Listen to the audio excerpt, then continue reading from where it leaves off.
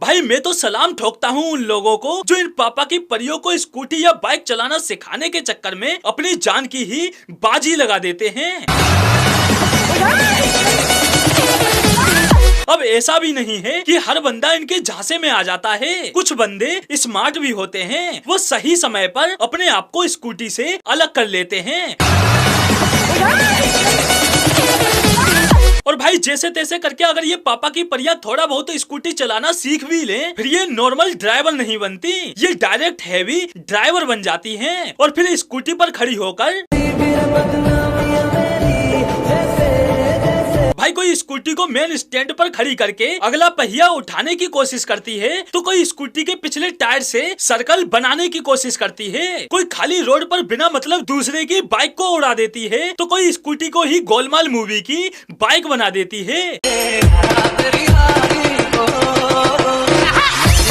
भाई इनकी इस हैवी ड्राइविंग स्किल्स की वजह से इनकी स्कूटी भी इनसे इतना नाराज हो जाती है कि खुद से ही ये कहते हुए चल पड़ती है, ओ भाई उड़ाओ मुझे उड़ाओ, मैं इस दुनिया से छुट्टी चाहता हूँ। और भाई इनका दिमाग वो तो भाई कमाल है भाई, कमाल है, कमाल। मतलब भाई जहाँ इन्हें स्कूटी दौड़ाने की जरूरत नहीं होती वहाँ ये स्कूटी फुल स्पीड में दौड़ाती हैं और जहाँ सच में स्कूटी दौड़ाने की जरूरत होगी वहाँ स्कूटी छोड़कर खुद ही दौड़ पड़ेंगी।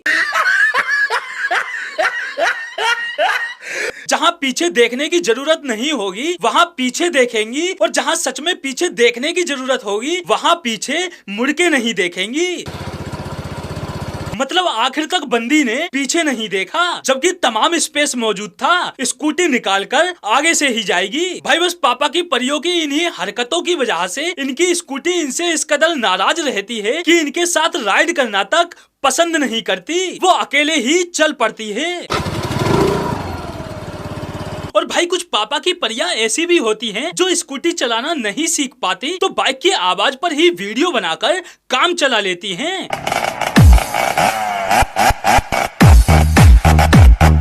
लेकिन अफसोस रियल लाइफ छोड़ो, रियल लाइफ में तक इनसे स्कूटी नहीं चल रही। आखिर सस्ती एक्टिंग वाले टिकटॉक ये जो ठहरे, पापा की परियां लगी हुई हैं दोनों हाथों से एक्सीलरेटर देने में।